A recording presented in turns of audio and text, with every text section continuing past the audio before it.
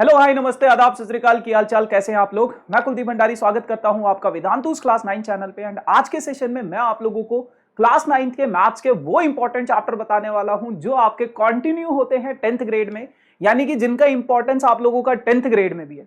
देखो यार, वैसे तो क्लास 9 के जितने भी चैप्टर्स है वो सारे के सारे चैप्टर्स इंपॉर्टेंट है, क्योंकि जब आप आफ्टर योर ग्रेजुएशन किसी भी कॉम्पिटेटिव एग्जाम में बैठोगे गवर्नमेंट जॉब्स के लिए, तो वहां पे जो बेसिक जो क्वांट्स एज अ सब्जेक्ट आता है, वहां पे क्लास 9th और क्लास 10th का जो मैथमेटिक्स होता है वो majority of the competitive exam में वही पूछा जाता है ना। तो क्लास 9th का पूरा मैथ्स बहुत ज्यादा इंपॉर्टेंट है। लेकिन आज की इस वीडियो में मैं बताने वाला हूं वो ऐसे इंपॉर्टेंट चैप्टर जो कंटिन्यू होंगे आपके 10th ग्रेड में, यानी कि 9th में अगर आपने उन चैप्टर्स को अच्छे से नहीं पढ़ा तो आपका पूरा का पूरा 10th बर्बाद होने वाला है ना। बर्बाद इन द सेंस की मतलब हाँ, थोड़ा बहुत मतलब इफेक्ट करेगा वो उन चीजों को। तो चलिए करते फिर वीडियो को स्टार्ट बिना किसी देरी के साथ। लेकिन अगर अभी तक आप लोगों ने वीडियो को लाइक नहीं किया तो मेक श्योर यार सबसे पहले आप लोग वीडियो को लाइक कर दे। जो भी बच्चा नया है इस चैनल पे, चैनल को सब्सक्राइब जरूर करना, क्योंकि सही टाइम पे सही जानकारी आपको तभी मिलेगी जब आप लोग चैनल को सब्सक्राइब करोगे, नोटिफिकेशन बेल ऑन कर दोगे, तभी तो पता चलेगा ना कि आज कुल्लू भैया ये पढ़ाने वाले, आज कुलदीप सर ये पढ़ाने वाले। तो सही टाइम पे सही जानकारी चाहिए, फटाफट से सब्सक्राइब कर दो। दोस्तों के साथ भी शेयर कर सकते हो यार, है ना। उन्हें भी बताओ कि क्या क्या चीजें मतलब वो जान सकते हैं, है ना, ताकि उनका भी भला हो जाए, है ना। चलो आ जाओ। तो यार सबसे पहले तो मैं आप लोगों को बताने वाला हूं कि इस class 9th maths connected to class 10th, अगर आपके कोई बड़े भैया दीदी कोई भी हो जो ग्रेड 10th में हो या फिर ग्रेड 11th में हो, ग्रेड 12th में हो, कभी आप उनसे पूछना कि क्या क्लास 9th क्लास 10th की मैथमेटिक्स से कनेक्टेड है, क्या ऐसे कोई चैप्टर्स हैं जो क्लास 9th के क्लास 10th में भी मतलब हमारे पास कंटिन्यू होते हैं, है ना। तो अभी अपन लोग उसी के बारे में बात करेंगे। सो क्लास 9th का जो सिलेबस है वो बेसिकली फाउंडेशन है आप लोगों का क्लास 10th का। मतलब जो कुछ चैप्टर्स ऐसे हैं जो आपके ग्रेड 10th में कंटिन्यू होते हैं। जब आप 8th ग्रेड में होते हैं ना तो आपका मैथमेटिक्स का सिलेबस इतना होता है, मतलब लेवल इतना होता है। लेकिन जब आप क्लास 9th में जाते हो ना, सडन जंप आ जाता है उसमें, मतलब डिफिकल्टी लेवल बहुत ज्यादा इंक्रीज हो जाती है, और वही कंटिन्यू होती है क्लास 10th में भी, है ना। तो क्लास 10th का जो सिलेबस होता है वो फाउंडेशन होता है, उसका जो फाउंडेशन होता है वो होता है ग्रेड 9 का। फिर उसके बाद जब स्टूडेंट जब क्लास 10th में इंट्रोड्यूस कराया जाता है, क्लास 9th में इंट्रोड्यूस कराया जाता है, तो वहां पे बहुत सारे न्यू टॉपिक्स होते हैं, और वही टॉपिक कुछ टॉपिक्स आपके ग्रेड 10th में भी कंटिन्यू होते हैं। उसके बाद जो इंपॉर्टेंस होती है ग्रेड 9th की और ज्यादा बढ़ जाती है, क्योंकि उसके कुछ टॉपिक्स आप लोगों के ग्रेड 10th में भी कंटिन्यू होते हैं। ऑब्वियस सी बात है ना, ग्रेड 9 फिर इंपॉर्टेंट हो जाएगा, क्योंकि यार जो भी आपसे एग्जाम में मतलब मार्क्स पूछता है ना, जब आप बड़े हो जाओगे कि आपके 10th में कितने आए थे, आपके 12th में कितने आए थे। कोई भी मेरे से लाइक आप लोग भी मेरे से 10th के मार्क्स पूछते हो, 12th के मार्क्स पूछते हो, कोई मेरे से ये नहीं पूछता 9th में कितने आए थे। तो ग्रेड 10th में अगर आपको अच्छा परफॉर्म करना है तो ये कुछ चैप्टर्स आपको अच्छे से प्रिपेयर करने पड़ेंगे, है ना। अच्छा यार, एक और चीज मैं आप लोगों को बताना चाहता हूं, ये वीडियो ज्यादा लंबा तो नहीं होगा वैसे, है ना, 10-15 मिनट का ये वीडियो होगा, तो इस वीडियो को पूरा जरूर देखना, क्योंकि सारे इंपॉर्टेंट चैप्टर्स मैं आप लोगों को बताने वाला हूं, और लास्ट में कुछ ऐसी टिप्स है आप लोगों के लिए जो आप लोगों के लिए बहुत ज्यादा हेल्पफुल है अगर अभी तक आप लोगों ने कुछ नहीं किया है ग्रेड 9th में। तो दूसरी चीज, अगर कोई बच्चा इस वीडियो को देख रहा है तो 1.5x की स्पीड पे भी आप लोग इस वीडियो को देख सकते हो। उसके बाद building a solid base in class 9th, make it easier to excel in class 10th। जितना आपका स्ट्रॉन्ग बेस होगा ग्रेड 9th का, उतना ज्यादा स्ट्रांगली आप क्लास 10th में अच्छे से परफॉर्म कर सकते हो। तो क्लास 9th का जो सिलेबस है उसको लाइटली मत लेना, ठीक है ना। चलो अब जैसे मैं बात करूं कि ऐसे कौन से चैप्टर्स हैं जो ग्रेड 10th में भी आप लोगों के पास कंटिन्यू होते हैं। देखो, क्लास 10th का जो सबसे पहला चैप्टर है वो है बेटा रियल नंबर, और ग्रेड 9th का जो सबसे पहला चैप्टर है वो है नंबर सिस्टम, और ये दोनों के दोनों चैप्टर्स आपस में कनेक्टेड है।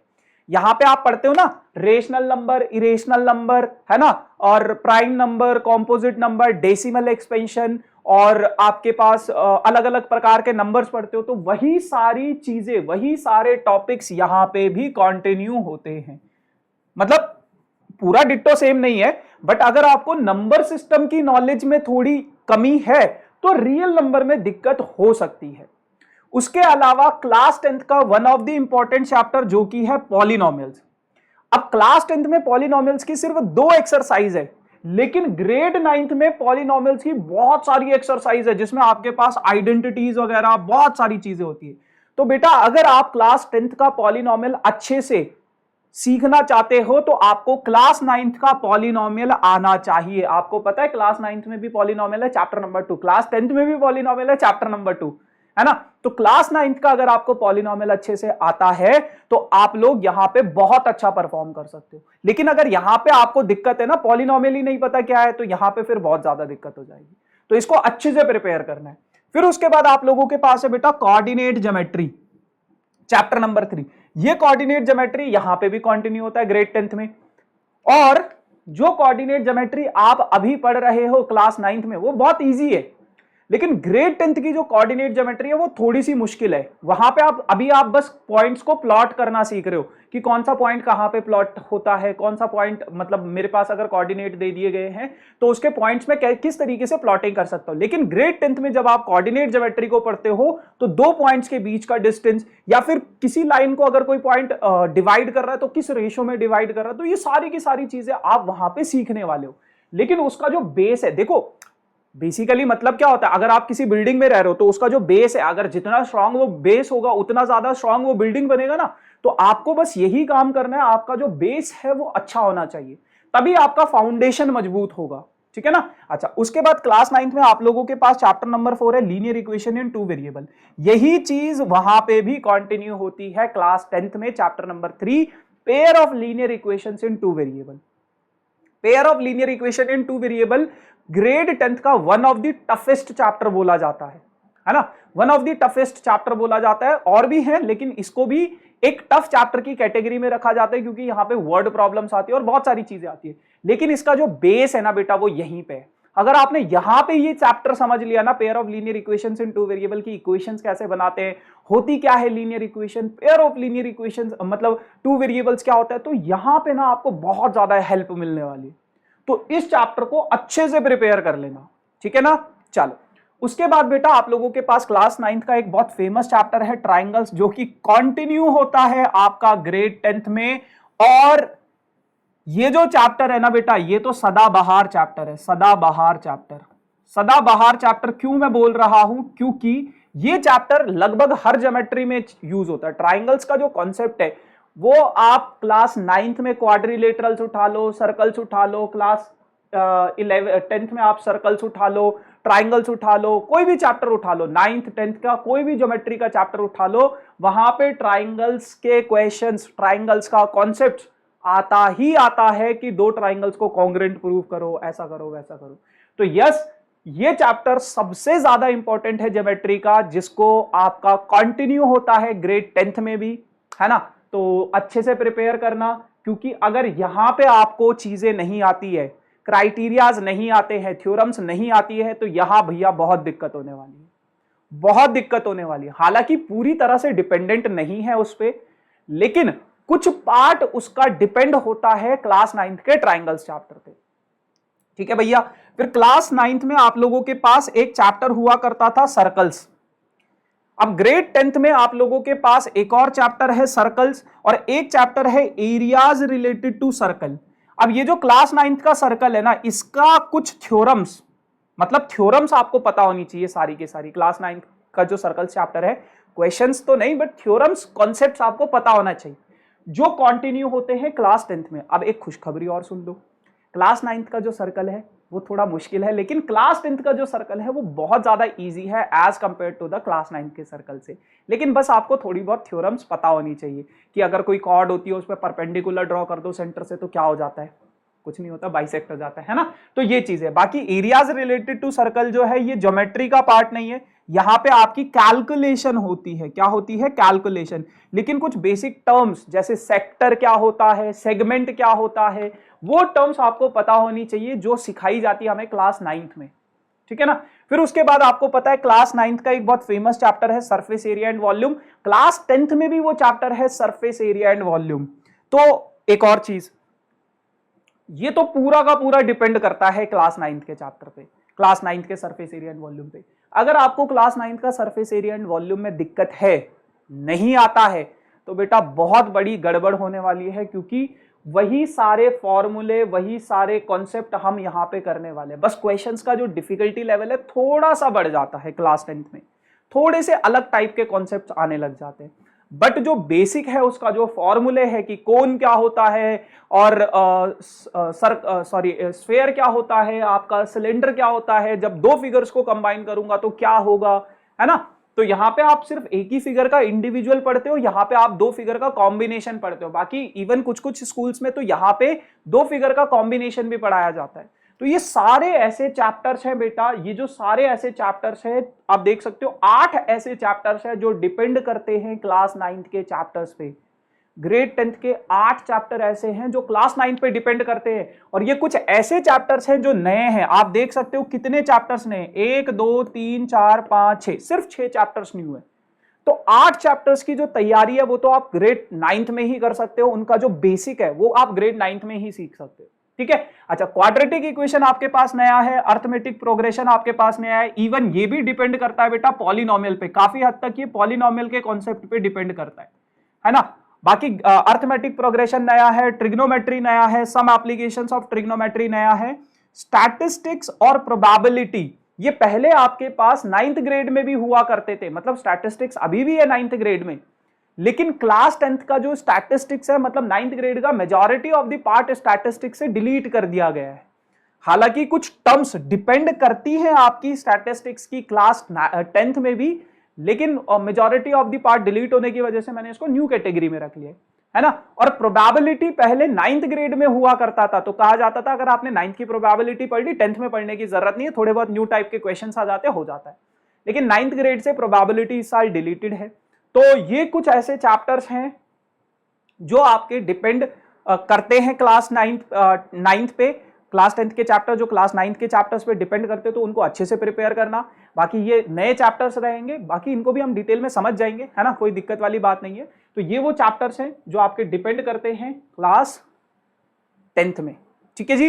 अच्छा, अब उसके बाद आपके लिए एक सवाल है कि आप इनमें से कौन से टाइप के स्टूडेंट्स हो, कि टाइम पास करने वाले स्टूडेंट हो, है ना, या फिर मेरे पास बहुत सारी किताबें मैंने खरीद ली है लेकिन मैं सिंसियर नहीं हूं, सीरियस नहीं हूं अपनी पढ़ाई को लेके, या फिर मैं सारी क्लास भी अटेंड करता हूं लेकिन मुझे कुछ याद नहीं रहता है, कुछ याद नहीं है, मतलब मैं भूल गया, सब भूल गया मैं, है ना, मैंने सारी क्लासेस भी अटेंड कर ली, सब कुछ अटेंड कर लिया, सब कुछ हो गया, लेकिन मैं भूल गया उन चीजों को। तो अगर आप इनमें से कोई भी टाइप के स्टूडेंट हो तो बेटा घबराओ मत। वैसे अगर मैं आप लोगों को आपका फाइनल एग्जाम का डेट बताने की कोशिश करूं तो मोस्ट प्रोबेबली फेब में आप लोगों का फाइनल एग्जाम स्टार्ट हो जाएगा, है ना। फरवरी में आप लोगों का फाइनल एग्जाम स्टार्ट हो जाएगा और हो सकता है कि 10-12 फरवरी तक आप लोगों के खत्म भी हो जाए वो एग्जाम्स, क्योंकि 15 फेब से बोर्ड्स के एग्जाम स्टार्ट होते हैं। तो बोर्ड्स के एग्जाम के बीच में कभी भी स्कूल एग्जाम नहीं वो डालते जनरली, बट फेब तक आप लोगों का मोस्ट प्रोबेबली एग्जाम स्टार्ट हो जाएगा और खत्म भी हो जाएगा। तो ले दे के आपके पास 3-3.5 महीने बचे हुए, है ना। अब कैसे आप उन 3-3.5 महीने के लिए प्रिपेयर कर सकते हो अगर अभी आपको कुछ नहीं आता है, तो जैसे मैंने पहले बताया था आप लोगों के लिए लास्ट में कुछ टिप्स है ना। तो ये कुछ टिप्स है बेटा आप लोगों के लिए। सबसे पहले learn and understand the concept by self study. देखो जितना ज्यादा आप अपनी सेल्फ स्टडी पे फोकस करोगे ना अभी के टाइम पे, उतना ज्यादा बेटर रहेगा, है ना। सेल्फ स्टडी का मतलब क्या है कि मतलब खुद से चीजों को सीखने की कोशिश करो। कोई कॉन्सेप्ट नहीं आता है, कोई टॉपिक नहीं आता है, कोई चैप्टर नहीं आता है, आजकल के टाइम पे यूट्यूब है, यूट्यूब पे आप कोई भी टॉपिक सर्च करोगे आपको वीडियोस मिलने लग जाएंगी। मैं ये नहीं कह रहा हूं कि मेरे से ही पढ़ लो, जिस भी इंसान का आपको समझ में आता है आप उसकी वीडियोस को देखो, है ना, उसको फॉलो करो, उसके बेसिक्स को समझो और फिर क्वेश्चंस को करने की कोशिश करो। एनसीईआरटी जरूर खत्म करना, अपनी जो एनसीईआरटी है उसको जरूर खत्म करना, एनसीईआरटी मस्ट होती है। ये लाइक ग्रंथ है, एक तरह से किताब नहीं है, ये ग्रंथ है, ग्रंथ, ठीक है ना। तो सबसे पहले आप अपने बेसिक्स को क्लियर करो, फंडे क्लियर करो, है ना। उसके बाद जब एक बार आप लोग अपना एनसीईआरटी एक्सरसाइज के क्वेश्चंस खत्म कर देते हो तो आपको पिक एंड सॉल्व वाली ट्रिक यूज करनी है। अब पिक एंड सॉल्व क्या होता है कि रैंडम आपने किसी भी बुक से 3-4-5 क्वेश्चंस पिक किए और देखो कि क्या आप उनको क्वेश्चंस को सॉल्व कर पा रहे हो या नहीं कर पा रहे हो। अगर कर पा रहे हो तो बहुत अच्छी बात है, आपको कॉन्फिडेंस मिलेगा। नहीं कर पा रहे हो तो और कोशिश करो क्वेश्चंस के प्रैक्टिस करने की, कोई आर.डी. शर्मा, आर.एस. अग्रवाल। अब देखो मैं बहुत बार बच्चे पूछते हैं कि आर.डी. शर्मा किस तरीके से करे, या आर.एस. अग्रवाल किस तरीके से करे, या एनसीईआरटी एग्जाम्पलर किस तरीके से करे। उनके सिर्फ एग्जाम्पल्स कर लो बेटा, बाकी कुछ करने की जरूरत नहीं है। मैंने भी अपने टाइम पे सिर्फ और सिर्फ एग्जाम्पल्स किए थे और 100 आउट ऑफ 100 आ गए थे मेरे, है ना। तो आप सिर्फ एग्जाम्पल्स कर लो। उसके बाद आप लोगों के पास क्या है, अगर कभी आपको किसी क्वेश्चन में, मतलब कोई भी क्वेश्चन जब आप करते हो तो सबसे, बहुत सारे बच्चों की आदत होती है किसी दूसरे का देखने लग जाते हैं या दूसरे से पूछने लग जाते हैं। नहीं, क्वेश्चन कोई भी आए सबसे पहले उसको, जैसे मैं भी अगर कोई क्वेश्चन करवाता हूं यूट्यूब पे तो मैं कहता हूं कि वीडियो को पॉज करो और खुद से कोशिश करो उस क्वेश्चन को सॉल्व करने की, है ना। तो जब आप खुद से कोशिश करते हो ना सॉल्व करने की, तो आपको बेटर क्लियरिटी होती है कॉन्सेप्ट्स की। तो सबसे पहले ट्राई करो कि आप खुद उस क्वेश्चन को सॉल्व करो, ठीक है। उसके बाद अगर आप कहीं पे फंस जाओ तो उसके जैसा एक सिमिलर एग्जाम्पल देखो और उसको सॉल्व करने की कोशिश करो, इजी वाले को, है ना। फिर भी अगर आपसे नहीं हो रहा है तो अपना टाइम वेस्ट मत करो, है ना। उसका सॉल्यूशन देखो, चाहे मतलब वीडियो में अगर मैं बता रहा हूं तो वो सॉल्यूशन देखो, या फिर आपकी अगर बुक में कहीं पे, आजकल तो गूगल पे आप क्वेश्चन टाइप करोगे ना, आपको उसका सॉल्यूशन मिल जाएगा। फटाफट से उसका सॉल्यूशन देखो, समझने की कोशिश करो, क्लियरिटी लो कि किस तरीके से आप उसको सॉल्व कर सकते हो और अपना कॉन्सेप्ट क्लियर करो। फिर भी समझ नहीं आता है, जो भी आपके टीचर्स है, बड़े भैया, बड़े दीदी, कोई भी हो, उनसे पूछने की कोशिश करो और अपना वो पूरा प्रॉपर क्वेश्चन तैयार कर लो, ठीक है ना। सो ये चीजें हैं। बाकी चलते चलते लास्ट में आप लोगों के लिए एक कोट है, hard work beats talent when talent does not work hard. तो hard work is the key to success, ये कहा जाता है। अगर आप मेहनती हो ना बेटा, आप मतलब कई सारे बच्चे होते हैं ना कि टैलेंटेड होते हैं, वो थोड़ा बहुत पढ़ लेते हैं लेकिन मार्क्स आ जाते हैं, ऐसा कुछ नहीं होता है ना। मतलब होता है, बट अगर आप मेहनती हो ना, अगर आप हार्ड वर्कर हो, तो ऊपर वाला आपकी मेहनत देखता है ना। और आप उस बच्चे से काफी अच्छा स्कोर कर सकते हो जो टैलेंटेड जिसको बोला जाता है, मतलब जिसको ज्यादा पढ़ने की जरूरत नहीं होती। अगर आप मेहनत ज्यादा कर रहे हो, डेफिनेटली श्योर आप लोगों के मार्क्स, आप लोगों की अचीवमेंट्स उस बच्चे से ज्यादा रहेंगी। सो ऑलवेज हार्ड वर्क करते रहो, बाकी तो सब बढ़िया है। बाकी यार ये मेरे पूरे के पूरे वीक का शेड्यूल है। कल आप लोगों के साथ मैंने कुछ सेशंस लिए थे, आज अपन ये कर रहे हैं, उसके बाद अपकमिंग सेशंस मेरे ये हैं, तो प्रिपेयर कर लेना। बाकी ये मेरा यार इंस्टाग्राम आईडी है, किसी को फॉलो करना हो, किसी डाउट्स, क्वेरी, कुछ भी पूछना हो तो आप लोग पूछ सकते हो। एंड ये वेदांतु का ऑफिशियल टेलीग्राम ग्रुप है जिसका लिंक डिस्क्रिप्शन में है, ये ग्रुप जरूर ज्वाइन करना, क्योंकि यहाँ पे सेशन के जो नोट्स होते हैं, पीडीएफ होती है, वो हम डालते रहते हैं। तो बस चक दे फट्टे, है ना। So yes guys, this is all about for this session. I hope आप लोगों को सेशन अच्छा लगा होगा। मेक श्योर कि वीडियो को लाइक करना, शेयर करना और चैनल को सब्सक्राइब करना मत भूलना। नोटिफिकेशन बेल जरूर प्रेस करना, तभी आप लोगों को सही टाइम पे सही चीजें डिलीवर होती रहेगी, ठीक है। चलिए अब हम मिलेंगे अपने किसी अगले सेशन में, तब तक के लिए टाटा bye bye, thank you so much, जय हिंद, जय भारत।